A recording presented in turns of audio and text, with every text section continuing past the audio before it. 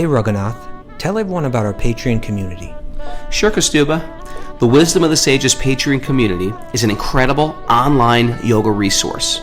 If you like the type of yoga wisdom and culture we share on the show, then our Patreon community is a great next step.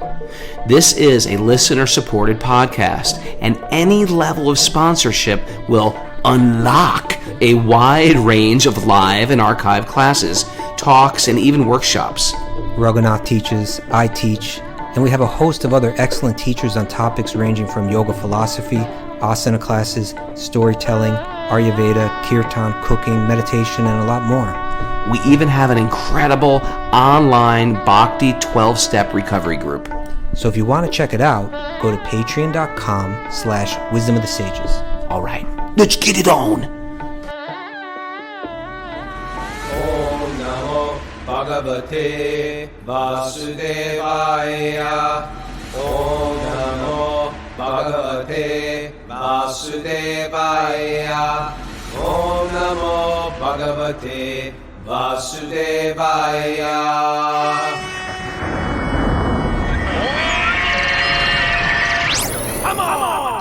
Live from exotic Vieques, Puerto Rico, this is Wisdom of the Sages, a daily yoga podcast with your host, Raghunath, and co-host and senior educator at the Bhakti Center in New York, Kaustubha Das. Welcome to our show, and welcome to Walk on Wednesday. Walk on Wednesday is one day of the week that we invite someone we think is doing something cool or has got a cool little story, and we bring them on for 5 or 10 minutes, pick their brain, and this guy we're going to bring back on for a Sunday because he's got a cool thing going on. Welcome, Ravi Chambers from exotic Birmingham. Are you from Birmingham or London? I'm from Dublin in Ireland, but I live in Birmingham. Dublin? What the heck? Dublin. Well, we're going to call that exotic too. Everything's exotic today. Welcome to the show. He's a filmmaker, a Bhakti practitioner for a long time, old school Bhakti practitioner, and he's working on this very cool new film. Kaustubha, you want to take it from here? Yeah, he's not working. He's done. It's Thank out. you, Reagan. Yeah. So I'm sure there's post work going on. Okay, fair enough. But generally when you say you're working on a film, it's not done yet, right? Okay. So let me just read a little bio. Raghunath is an Irish-born film director focusing on stories that cross boundaries and aim to connect us at the deepest level. After studying for a degree in psychology, he spent most of his 20s as a full-time Krishna monk living in Ireland. We met back in probably 1996 or 7, maybe 97 or something like that, in a little temple in Birmingham. And but as a monk, he was living in Ireland, he was living in Africa, India, and in the UK. Ireland is the UK, though, right? It's hard to figure. Some of it is anyway, right? Americans have no clue. We're just like, I think what? people from England don't have any clue. People from the UK, they struggle with it sometimes. And it was in Africa in 1995 that he first developed a passion for capturing authentic stories on camera.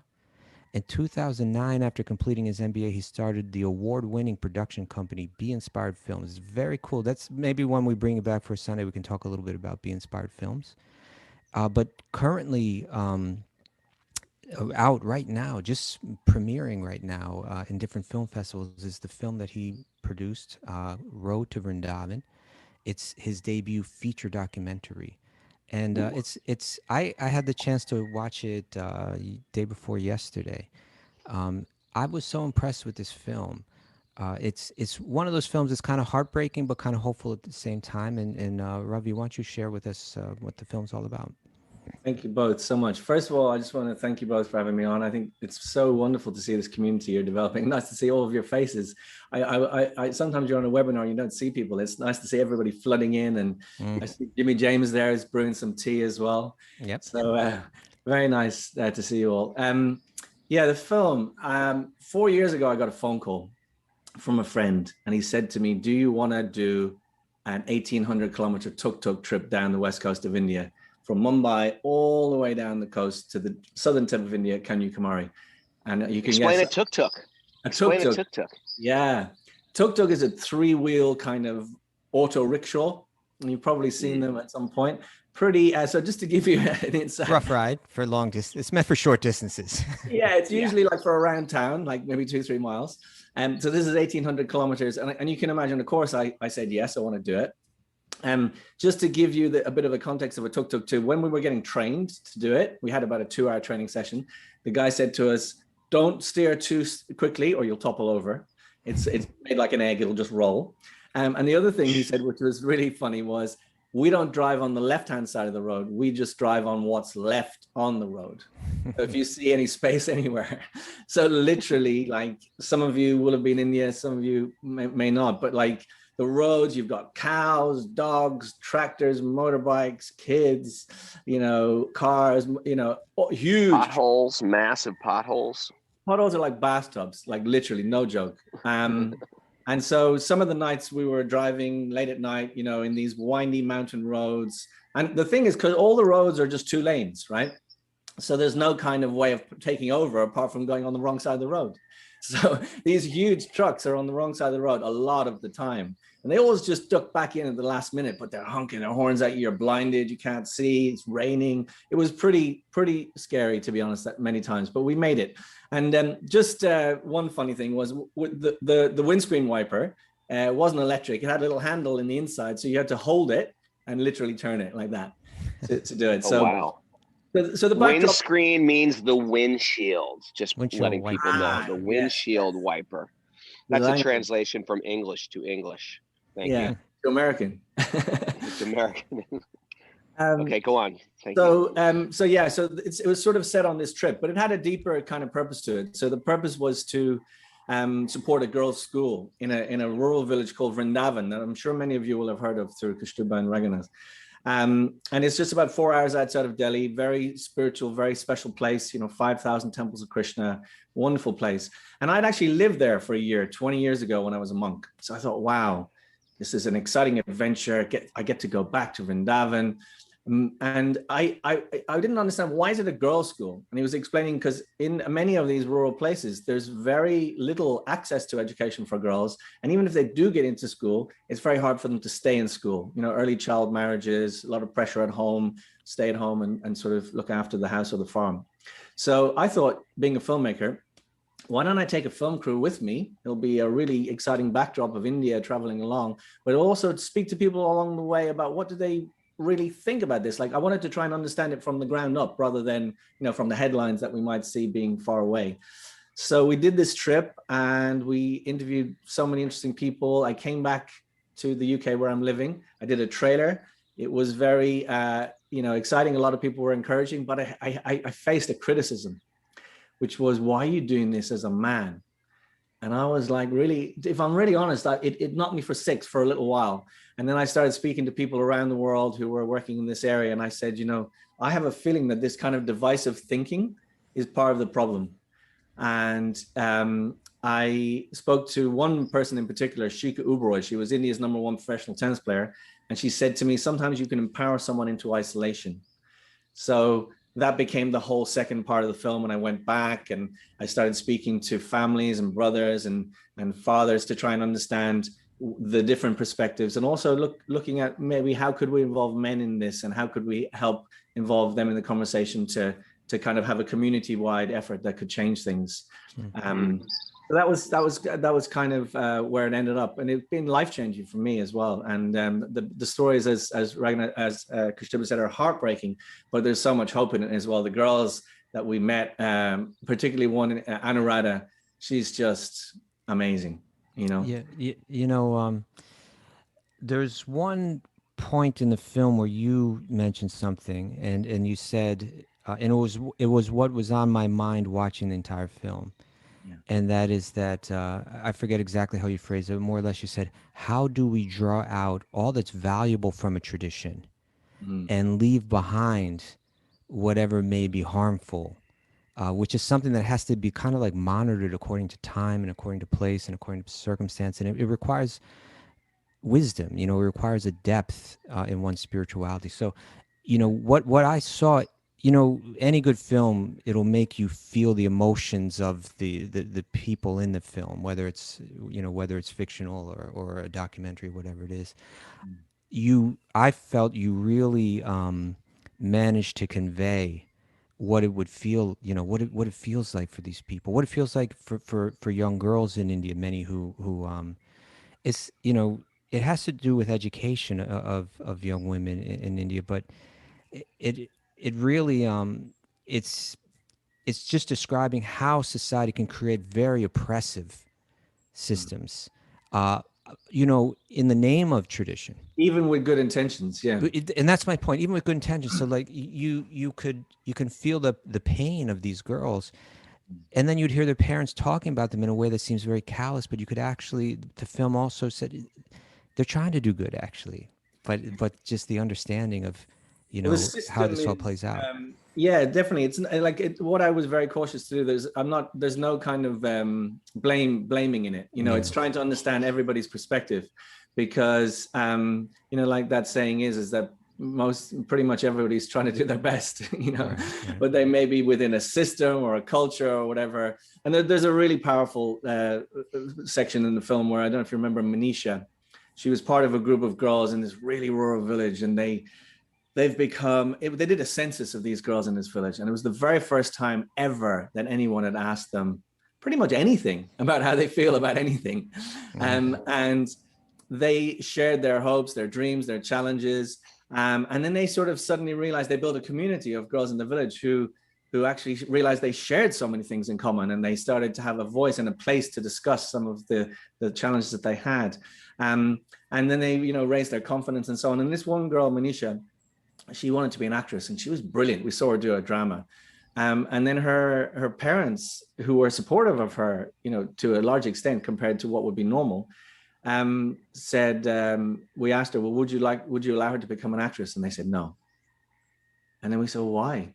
And they said, well, because in the community that would be seen in a derogatory way, like almost, he used the words, sending her to dance. It's like, historically it might be seen as a sort of like low class kind of, like that, yeah. Yeah.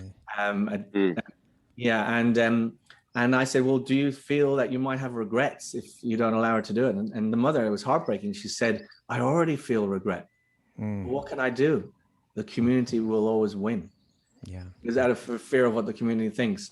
And so that's why I feel like in the film, I'm really trying to say, it sounds great from a Western international development point of view. Just educate girls, then everything will just magically change. And of course, it's a super important thing. But if we don't work with the whole community and also engage and to try and help the men and boys change their mindset too, then it's going to be really, really hard. Well, one part of the film that makes it especially exciting for Raghunath and myself is that an important part of it is it features the school in Vrindavan, the Sandipani Muni School, which was founded and is run by a friend of ours, Rupa Raghunath. Yeah. It's really such a beautiful, incredible success story, and the way that you highlight the lives of some of the success stories that come through it. Even it was fascinating to see. You had 4 of the current students there, and the clarity of their understanding and the realizations was they're very amazing. Powerful girls.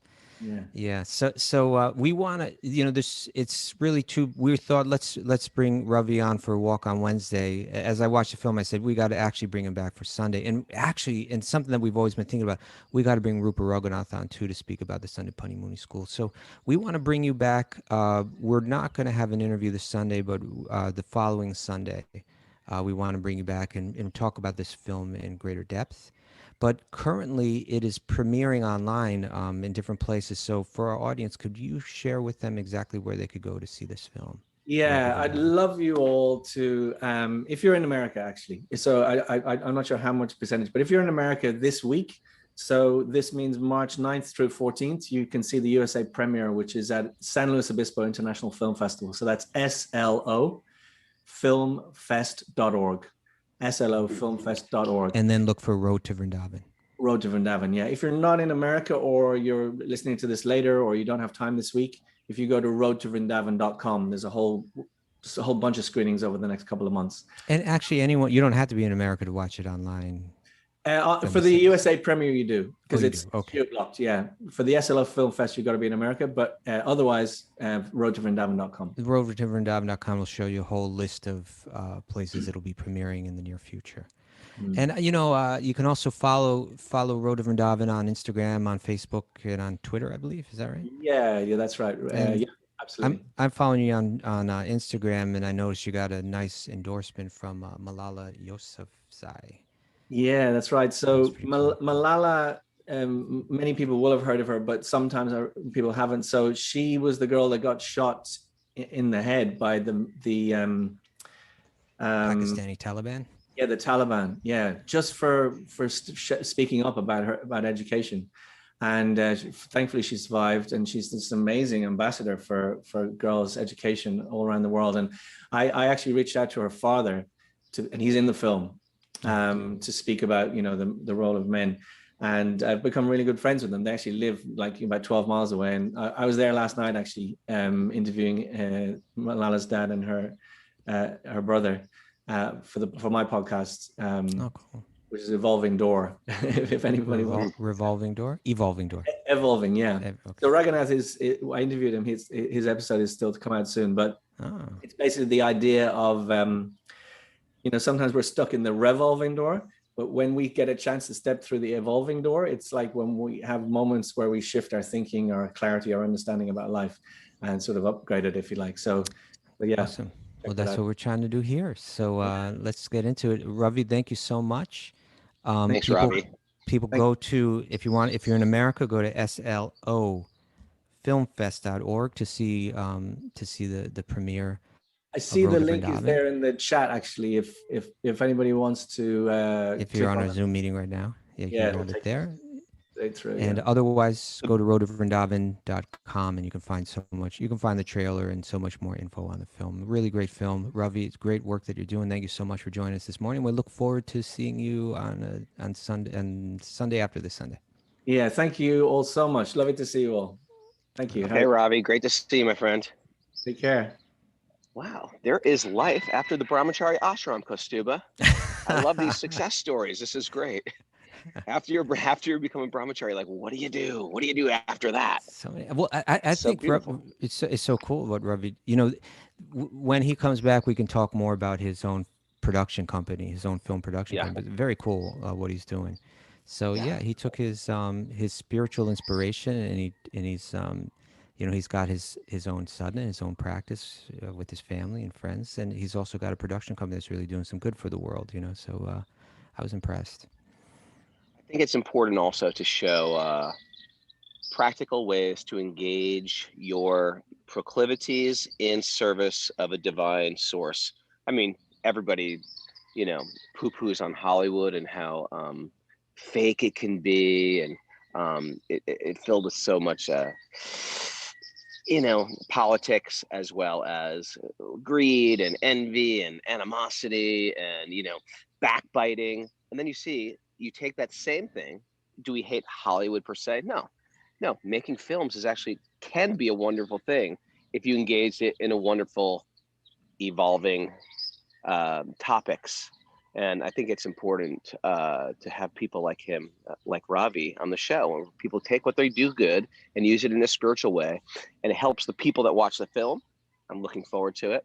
I wanted to watch it. He gave me the link, but my internet's so bad down here that it just keeps on failing.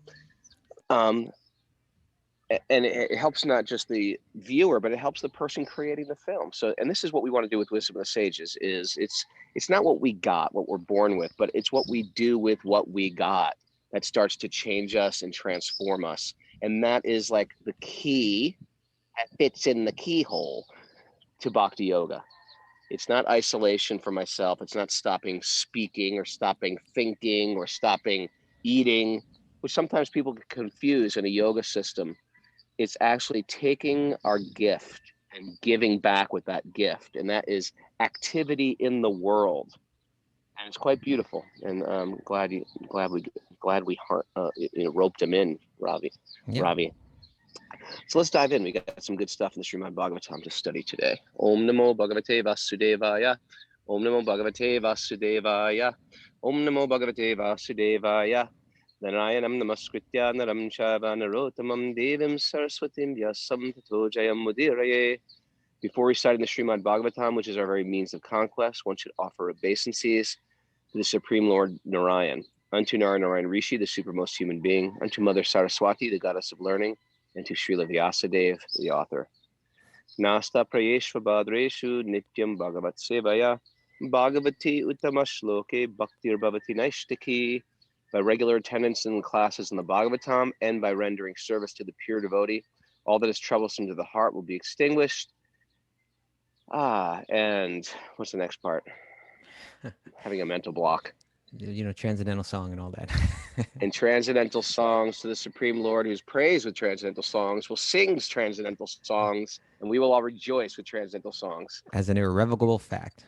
And it will be established in the heart as an irrevocable fact. Om Jnana Timarandasya Jnananjana Salakaya Chakshurunmilitam Yena Tasmai Shri Gurave Namaha.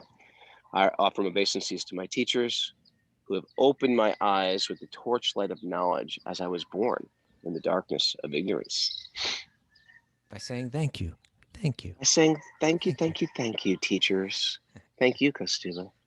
Thank you. All right, so let's dive in. We're the sweet spot. We're in a sweet spot in the Bhagavatam. It's just so refreshing. We The Bhagavatam is supposed to be like that. It's supposed to be like your refreshing morning cup of chai. Is it? I never knew that. Thank you for sharing. I just made it up. Thank you. Okay. It's like your green smoothie. It's like your green. So we have Maitreya, third level discussion, right? Yep. Third frame of the conversation. We started with the sages in Naimisharanya, and they're asking Sutta Goswami's questions, and he said, "Oh, let me tell you about a conversation. To answer your questions, let me tell you about a conversation I heard between Shukadeva Goswami and the king, Maharaj Pariksit." And then in that conversation, Sukadeva started to describe another conversation. So we're 3 levels in between Vidura and Maitreya. So Vidura was asked to put a whole slew of questions forward earlier in the chapter. They included questions about creation, which is going to be a topic that we're going to go into for the next few days. And so that's what we're hearing about right here. We're hearing a subject of no less importance of how everybody ended up in the universe. It's being described right here. It's important. Yeah, how the entire world was, in a sense, impregnated with all of us. And they're far out. A lot of people consider these to be mythological. But the way that one way we can understand it, and this is a topic I hope to delve into more deeply in the coming days. But it's kind of like, imagine you woke up in a prison and you didn't know how you got there, and you didn't know why you were there, and you didn't know how to get out. It's happened to me. Okay. I thought you straight edge guys didn't go through stuff like that. Okay. But that it's, in a sense, that's the situation of the soul in the material world. It's like, what am I doing here? How did I get here? Why am I suffering? How do I stop it? How do I free myself? And to get clarity, on how one might do that. Hearing about creation can be very helpful. Here, like, in other words, if you were in that prison and someone said, well, this is why what you're living in right now is called prison, and this is how it was conceived, and this is how it was, how and why it was built, and then here's the nature of how you can get along within that prison, and and here's the path of getting yourself out of that prison, and there is something beyond this prison. And this analogy, Kaustubha. You like that one? Born into the prison. Born into the prison. You know why? Because it gets normalized. This is normal in prison. This is very normal. This is what everybody does in prison. Or it's not in prison. This is just normal. You don't even call it prison. You call it normal. Whereas we're trying to figure out why I have these strong, deep desires that are filled with love. I want long-lasting love, eternal love, but I get thwarted. If I could just manipulate the prison a little better. But there's certain laws within the prison. There's certain walls or certain bars that you can't get out of because it's the nature of a prison house. But there's a strong desire for freedom. Yeah. This is it, man. You hit it. Freedom.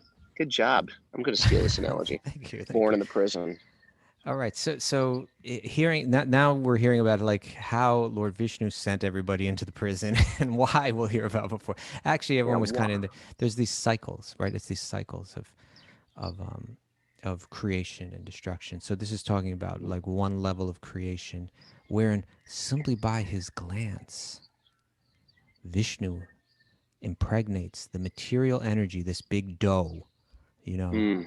not yet fully developed dough, but he impregnates it through his glance with the souls, with the living entities. So are each irreducible sparks of spiritual energy. Would you like to read Canto 3, Chapter 5, Text 26 for us, Raghunath?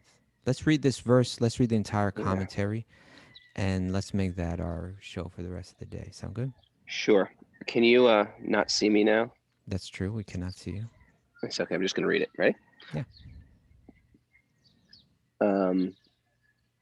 I just have the purport. Oh, well, then you're going to have trouble reading it, aren't you? I got the purport. You You read don't. the I don't verse. think you even have the entire purport if you have what I sent you, because that's only part of the purport. I have what. Okay. All right. All right. You're on, Kaustubha. So I'm on. Which is funny because I had you set up, Raghu. I had you set up for the second time within a week, having to read the semen-related commentary. I remember last week you said, "Why do I always get this?" Why? So here we go. Semen-related commentary. Okay. Now you got to read the semen-related commentary. I can't believe we said semen already this morning before 6 o'clock. We're all grown-ups here. It's no problem, right? We can talk about semen. Okay, go on. We can do that. So here's the translation.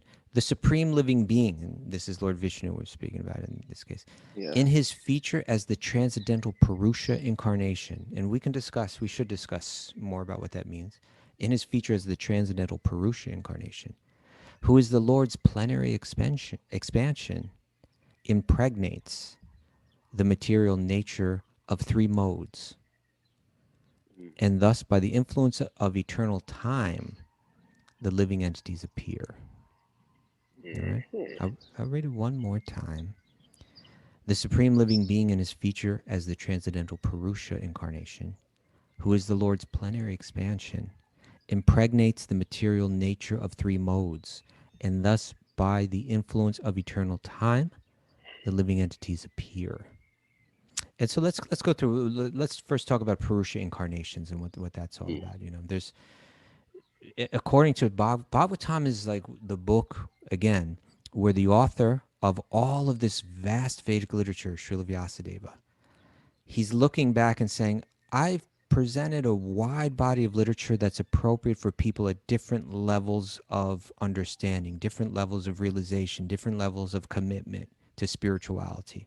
So if you read some of my books, like the four Vedas themselves, they're actually promoting like materialistic living, but doing it in a good way, right? Yeah.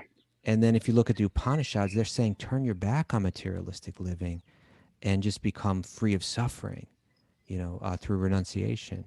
And someone might look at either of those presentations and say, this is what it's all about. It's from Vyasadeva himself. It's the Vedic literature. It's saying it right here. And there can be confusion about what's most important. But through the Mahabharata, he begins to tighten the focus, and particularly in the Bhagavad Gita.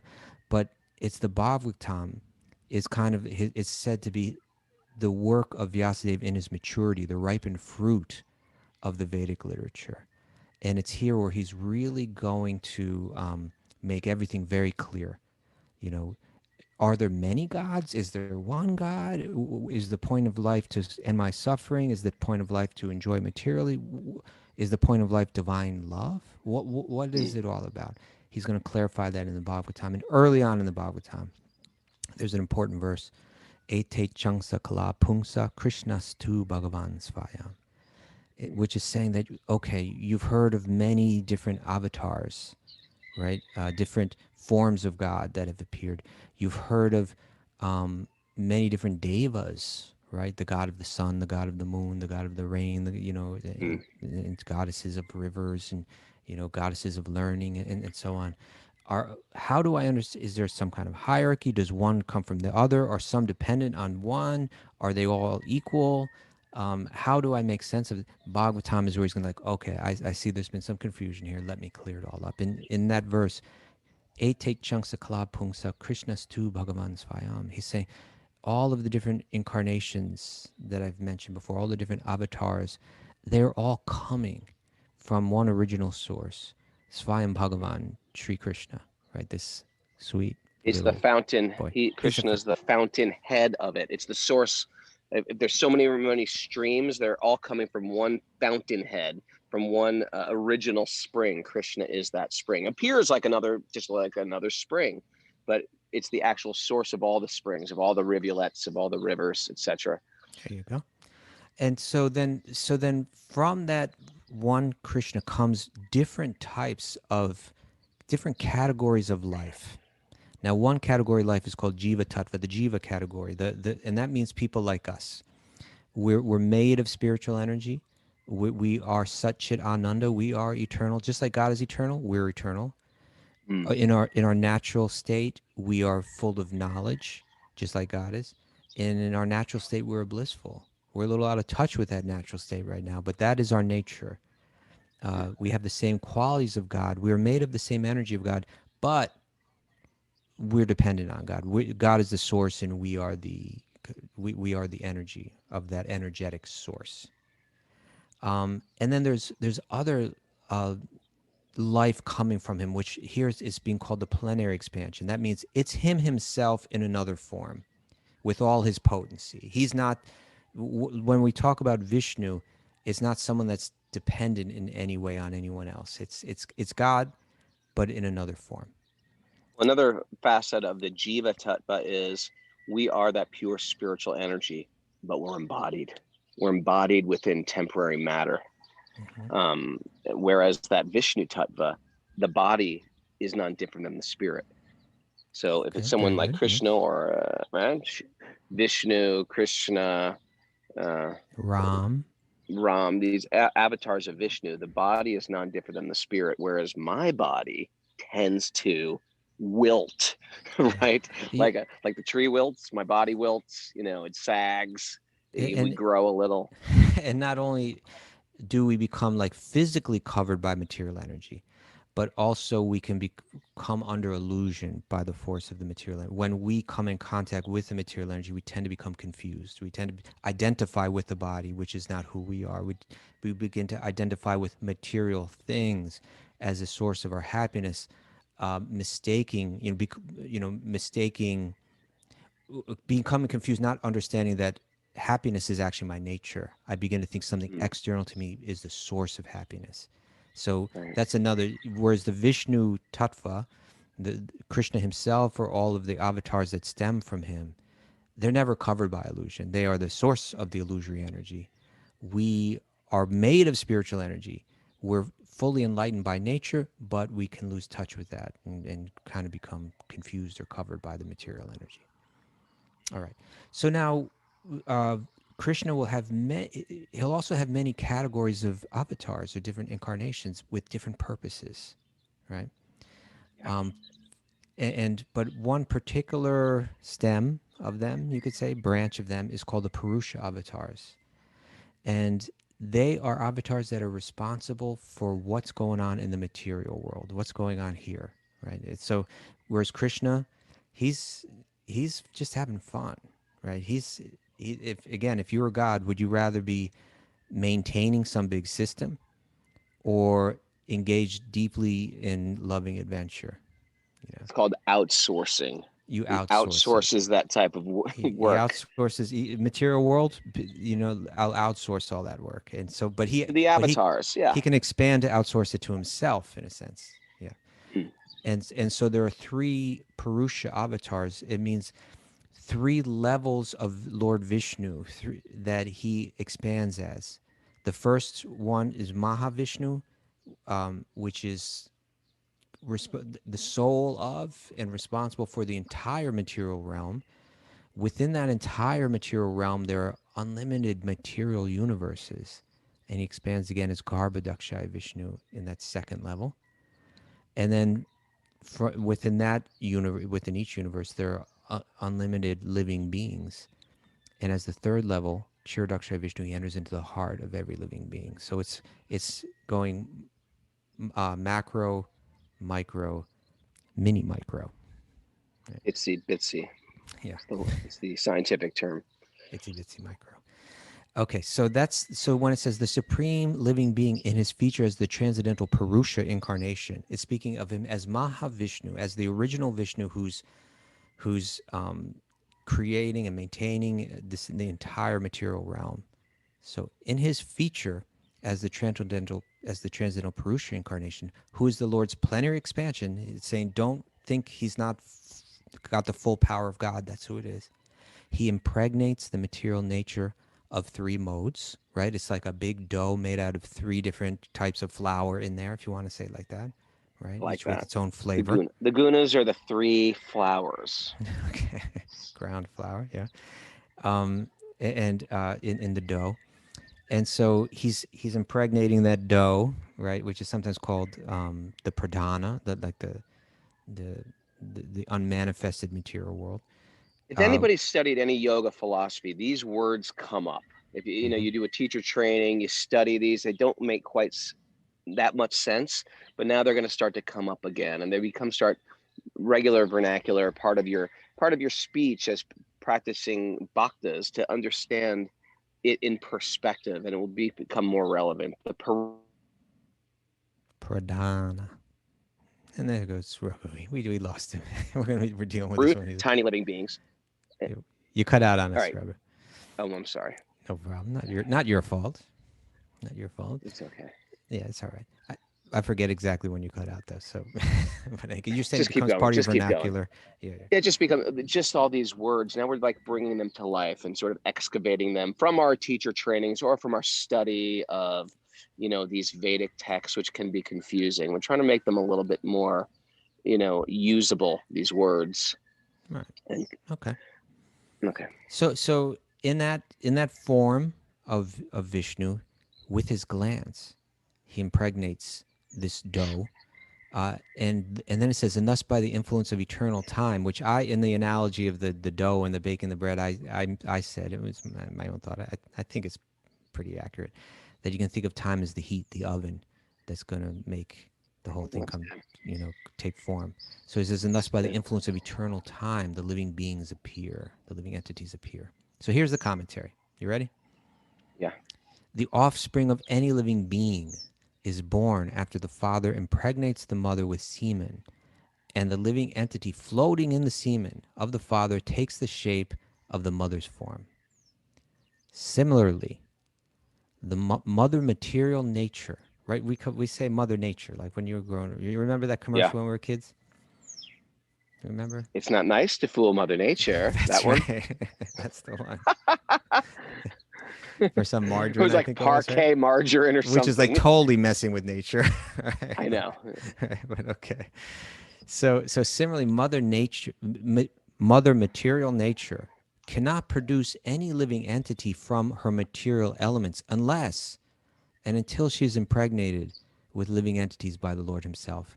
Now, it's a really profound statement, and it's something like if we had like our scientist friends here, they could really start to break that down, but because one theory in science is it's just that material nature produces life, produces consciousness. What Prabhupada is saying here, he's using an analogy that just as a man impregnates, a woman can't create a child on her own. There has to be an impregnation that comes from another source. And so similarly, the material energy, and that's what we're talking about. Wisdom is seeing the micro, from the macro down to the micro. Right. This is Here going the on in tiny, tiny species of life, as yeah, well as in our human life, as well as in a cosmic world. and that's right. And so now we're here about it on the cosmic level. That in one sense, nature really is mother, right? And God really is father. And so he's saying again. Let's dip in. He'll say, similarly, Mother Nature cannot produce any living entity from her material elements. Life does not come through any combination of matter, and therefore scientists cannot produce life in a laboratory, right? They can't just take the ingredients and mix them up and create life. And he says, until she is impregnated with living entities by the Lord himself. That is the mystery. It remains a scientific mystery for people, right? That is the mystery of the generation of the living entities. That's why you can't just create life in a laboratory. This impregnating process is performed by the first Purusha incarnation. Here it says Karanavasai. Usually we say Karnadakshai, right? Yeah. Or I wonder if that's a Mahavishnu. typo. No, it's not, because we've come across it several times. It must just be another way. A Sanskrit expert could help us with that, I'm sure, but Hmm. it's just another way of saying it, I'm sure. He says, simply by his glance over material nature, the whole matter is accomplished. So he impregnates through his glance. He goes on in the commentary to say, we should not understand the process of impregnation by the personality of Godhead in terms of our conception of sex. The omnipotent Lord can impregnate just by his eyes, and therefore he is called all potent, or we might say omnipotent, right? Omnipotent. Each and every part of his transcendental body can perform each and every function of the other parts. This is confirmed in Brahma Samhita 532. Raghu. Angani yasya sakalandriya vriti manti pasyanti panti kalayanti sharam Jaganti Ananda Chinmaya Sarujvala Vigrahasya Govindamari janti. Purusham Tamaham Bhajami. You cut out on us again. Did I cut out again? Right when you're Man. dropping the Vedic Heavy. shloka. Yeah. Okay, but you did well. Raghu, you did well.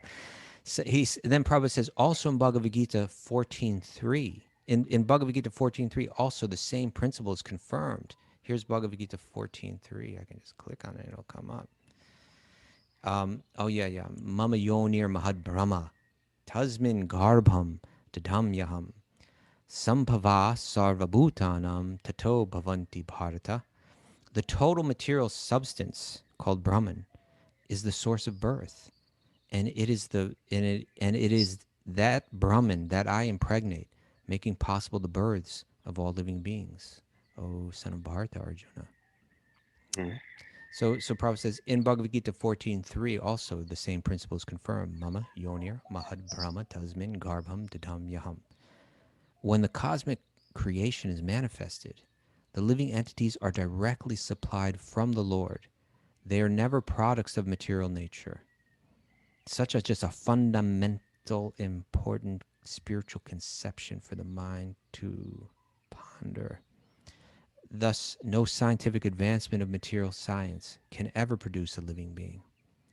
That is the whole mystery of the material creation. Now Prabhupada gets now. How does this play out in my understanding of my own life? The living entities are. He says that is the whole mystery of material creation. The living entities are foreign to matter. That's just like saying the prisoners are foreign to the prison. By nature, they don't belong there, right? It's not really their home. Hmm. Again, the living entities are foreign to matter, and thus they cannot be happy unless they're situated in the same spiritual life as the Lord. The mistaken living being, out of forgetfulness of his original condition of life, unnecessarily wastes time trying to become happy in the material world. That's such a good line. Don't waste your time It's trying to be time happy in the trying to be prison. happy in the material world. Yeah. Yeah. Well, there's facets of the prison that can be enjoyed. If you were in prison, there's parts of the prison that you think, this is not so bad. We have like group meetings. We have maybe a 12-step meeting. Maybe we play basketball. Maybe we, have a gym at the prison. Library. But there's a library, but there's something greater outside the prison walls that we're yearning for. Right. Yeah. So one has to try to understand, why am I yearning for that? Because it's your nature not to be in the prison, right? Yeah, the nature of the soul, we since we are part of God, that desire to want to reconnect with God is always there. But when all we see is the prison house, then our eternal self embraces the temporary, and that's where you hear these little sort of like Instagram cliches like "don't be attached." Well, we get it, because in the deepest sense, we're meant to be attached to the eternal, and even things that appear permanent like my children, right? It's Mhm. only till I see the photos of the children on the wall that we realize, oh my God, these children are growing. Now they're 20. They used to be 4. And or a family or our property or our home, and we like things that seem like they have some permanence in this world. We like to hear that, my father went to Yale and his father went to Yale and his father. When we hear things like that, or this is our family house, I grew up in this family house, my father built this house. We like things of tradition because Stability. it gives us, Yeah. right? It gives us closer. Like, I like stone walls. I've told you that before. I like stone Same. walls because they're sort of like the closest thing we get in the material world to like eternality, because they're there forever. You find them in the forest sometime.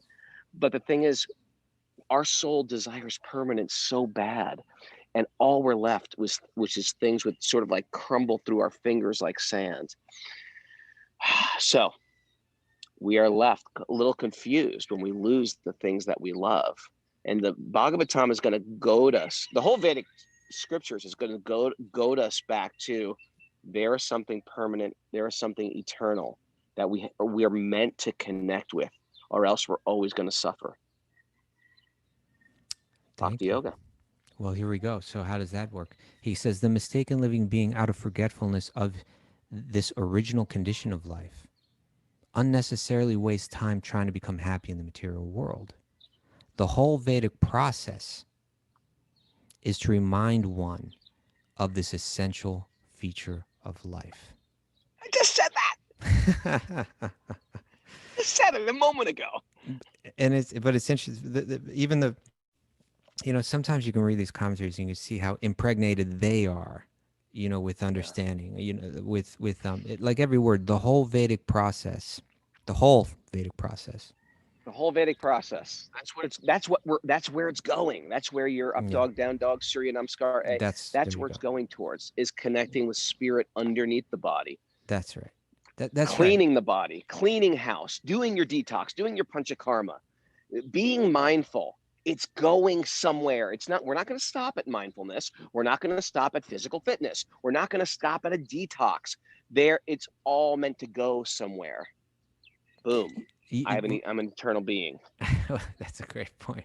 Because in other words, it's almost like if you were in a prison and let's say someone outside the prison wrote a nice book for you that's going to explain the whole thing. Hey, this is how you ended up there.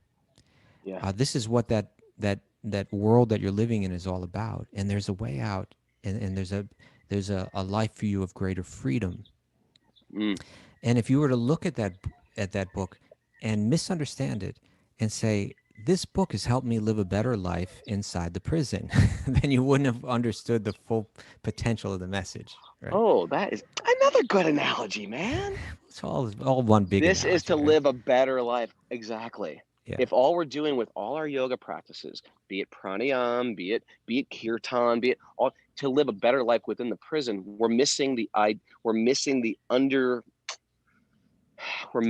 actual theme of the actual book, Right. which is to be in. We're not of this prison.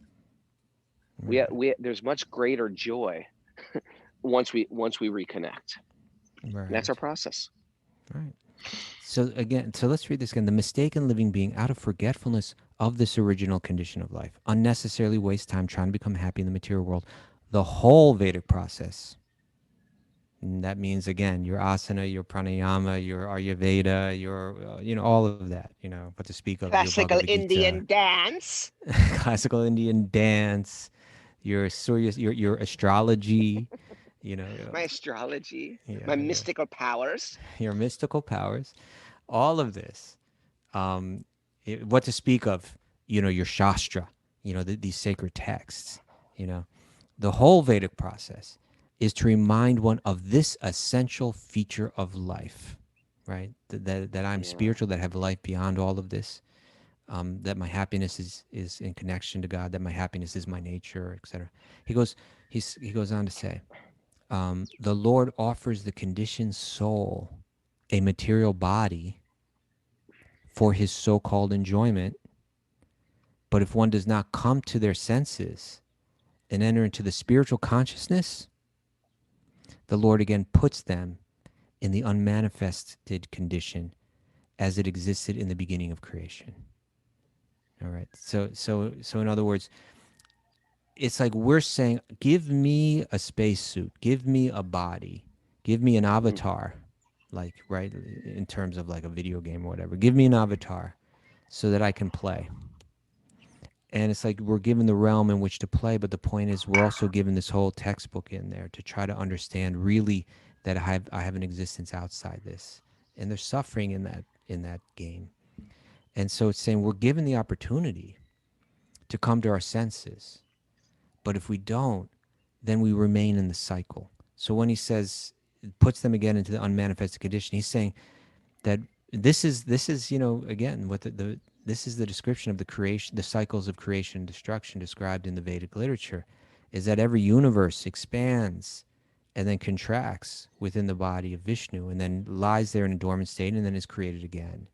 And so it's saying that unless we get the message, and unless we elevate that consciousness to its natural state, then again we go into this dormant state and come back out again, right? And go through the cycle again. Making the same mistakes again and again. We see it in this life, and we see it. There's a small circle, and there's big concentric. What's the word? Concentric? Big. Concentric circles? There's some kind of circles. Raghunath dipped out on us. I tell him not to walk, but he starts to walk. Right? There you go. Am I cutting out again? Yeah. Why are you wandering? You just sit. You sit in one place. No. I was sitting down. It was cutting out. I'm trying to wander to bring it back. No, you wandered and it got away from it, but it's okay. And so let's finish up this commentary. He says, the Lord is described here as Viryavan, or the greatest potent being. Virya means like potency, right? Power. Where you get the word virile from? Viril's from Sanskrit. Yeah. Look at you breaking out your, what do you call it again? Philology. Philology, perhaps? Yes. So the Lord is described here as Viryavan, or the greatest potent being, because he impregnates the material nature with innumerable living entities who are conditioned from time immemorial, back before we can even remember. All right, I think at this point, because I'm the new DJ, this is where I just start to kind of like line it up, and you gotta summarize. I gotta summarize. Well, or do whatever else you want. Yeah. Oh, while I'm do my own line this thing. Yeah. Sure. Anyway, I'm sorry. I'm sorry I was cutting out today. That's what happens. It's like this Bhagavatam will not let me take a vacation. It's keeping me here, but I'm okay with that. Thanks to everybody for joining us. Thank you, Kaustubha. Mm-hmm. And there's a Bhakti Recovery group at 1 p.m. today. There we go. If you are not a member of Patreon and you like what we're doing, you can support us. Give whatever you want on a monthly pledge. It helps us keep going. Patreon.com/Wisdom of the Sages. And what did I say yesterday? Oh, yeah. I was going to say, everybody go check out Road to Vrindavan. People in the United States can do that by going to slofilmfest.org. If you're not in the United States, go to roadtovrindavan.com. And it's definitely a film worth checking out. Yeah. Thanks, everybody. It is a beautiful day for a beautiful day today. Srimad Bhagavatam, Wisdom of the Sages. Let's do it every day. Let's make a 30-day challenge. Can I not miss a day of the Bhagavatam every day for 30 days? That's a great challenge. And just see how it affects us. Do an experiment. It's about an experiment. And see what happens after 30 days, and see if it sort of changes us, changes our direction, changes our thoughts. I guarantee it. You guarantee and now what? let's dance. It will? All right.